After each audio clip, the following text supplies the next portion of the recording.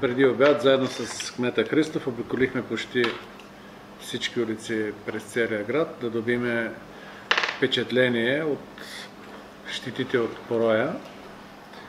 Като цяло, сериозни щети няма нанесени в града.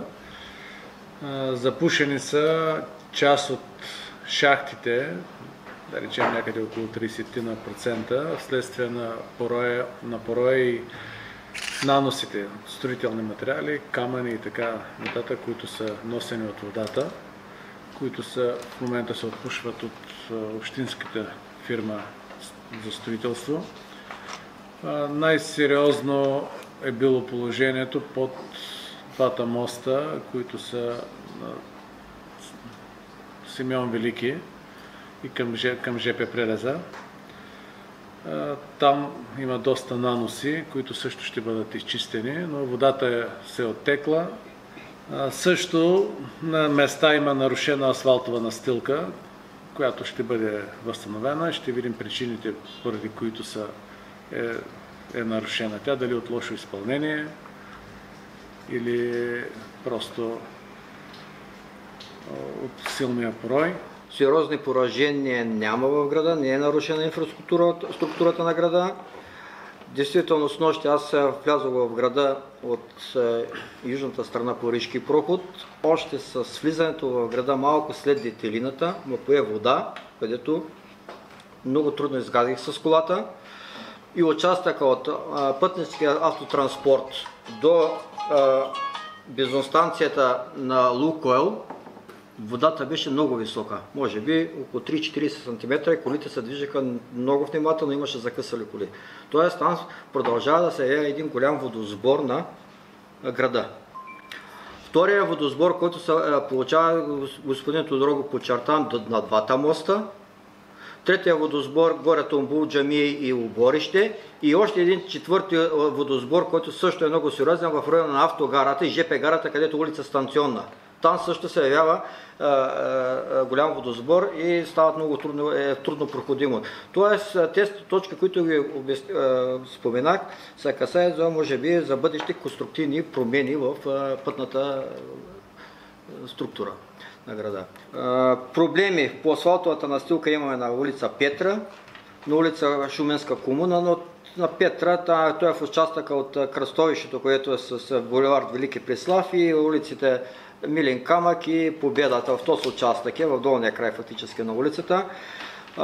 Проблем имаше, той е твърде малък дори, на Шуменска комуна, там около една шахта имаме разровен асфалт, това е другия проблем. И сериозният проблем, който утре вече с господин Кайраков го говорихме, къде да се решава бора на улица, която на Стилян Чилигиров двора, който е силно наклонен и опасен. Той е в частен имот, но не е във възможности на хората да го решат този въпрос. Това 39 литра на квадратен метър ми се струва, това е долу при университета измерено. А в града е много повече в отделни участъци, така че и общия водосбор, конфигурацията, която имаме в общината, тук града, създава в определени точки голям проблем. Имаме голям водосбор. Наносите, които е носила водата, са попаднали върху дъждоприемните шахти и при един следващ дъжд те практически няма да могат да функционират. Затова действията, които предприехме за почистване на тези дъждоприемни шахти, но това, което ми направи впечатление, че когато дъжда се нормализира и по-късно спря, водата бързо се оттече. Тоест, дъждоприемните шахти си функционират нормално, според мене. Действително има някои, които са затлачени, запушени от наноси, но общо взето голяма част от дъждоприемните шахти са функционирали нормално и сега тези, които са били затлачени през тази нощ, ще бъдат почистени. Регулярно чистим шахтите, след като дойде пролетта, когато преминаха и последните снегове, започнахме поетапно да се чистят шахтите. По Симеон Велики, например, сега ги чистим за трети път през тази година. Календарна година. Се чистят за трети път шахтите. Има действително, там са много трудни за почистване, много дълбоки шахтите, над 3 метра, 3,50, трудно достъпни до дъното и голяма част от тях нямат такива кофи, които трябва да имат шахтите.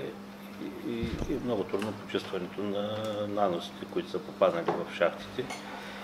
Така че шахтите си ги поддържаме, не както предни години, кампанийно да мине чистени по всички шахти един път годината и това е. При всеки сигнал или при наше наблюдение, където видим, че някоя шахта по една или друга причина се е затлачила, отиваме и ги почистваме. Там, където няма дъждоприемни капаци, ги подменяме.